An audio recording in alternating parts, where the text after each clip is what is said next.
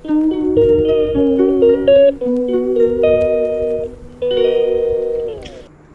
বন্ধুরা, আমার দাসমিনী চ্যানেলে তোমাদের সবাইকে স্বাগতম। আশা করি তোমরা সবাই ভালো আছো, আমিও ভালো আছি। তো অনেকদিন থেকে আমি ব্লগ দিতে পারছিলাম না, যেহেতু ছেলে মেয়ের পরীক্ষা চলছিল। তো বাড়ির একটা গাছে কি সুন্দর ফুলগুলো ফুটে আছে, আমি একটু ফটো তুলে রাখলাম আর তোমাদের সাথেও শেয়ার করলাম। এত রোদ গরম, তবু ফুলগুলো একটু ফুটে তাজা হয়ে আছে গাছে। আর ঘরের গাছগুলো আমি যত্ন করতে পারছিলাম, তো গাছগুলো একটু নেতিয়ে গেছে। এই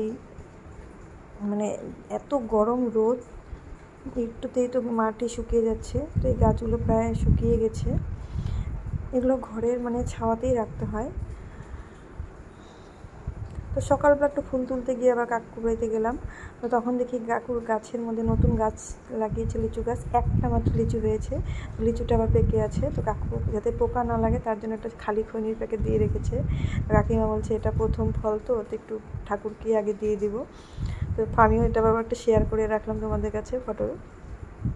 তো সকালে আমি পুজো করব, পুজোর জন্য ফুল সাজিয়ে নিয়েছি চন্দন মাখিয়ে, অগরু দিয়ে, তুলসীতেও চন্দন দিয়ে নিয়েছি।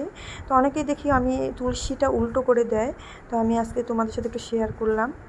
তো প্রথমেই আমি গুরু পূজা করছি, যে গুরু চরণে ফুল না দিয়ে অন্য পূজা তো হয় না, গুরু পূজা আগে, তারপরে গোবিন্দ পূজা হয়। তো তুলসীটা আলতোভাবে চন্দন মাখিয়ে আলতোভাবে গোবিন্দর চরণে দিতে হয়। তো তোমাদেরকে এই যে ফটোটা শেয়ার করলাম, এভাবেই তুলসী দিতে হয়। হ্যাঁ, তো কখনোই উল্টো করে দিতে হয় না। যারা জানো তারা তো জানোই বন্ধু, তো যারা জানো না তাদের জন্যই আমি বললাম আর কি, কারণ এইভাবেই দিতে হয়। তো তোমাদেরকে আজকে আমি দেখিয়ে দিলাম একটু, যে গোবিন্দর চরণে এইভাবে তুলসী। তো গোবিন্দর চরণে না, ভাগবত হোক, গীতা হোক, যেখানেই তুমি তুলসী দাও না কেন, তুলসীটা এইভাবেই চন্দন মাখিয়ে কিন্তু দিতে হয়। তো আজকে আমি ভিডিওটা তোমাদের কাছে এই জন্যই শেয়ার করলাম, তুলসী পাতা নিয়ে।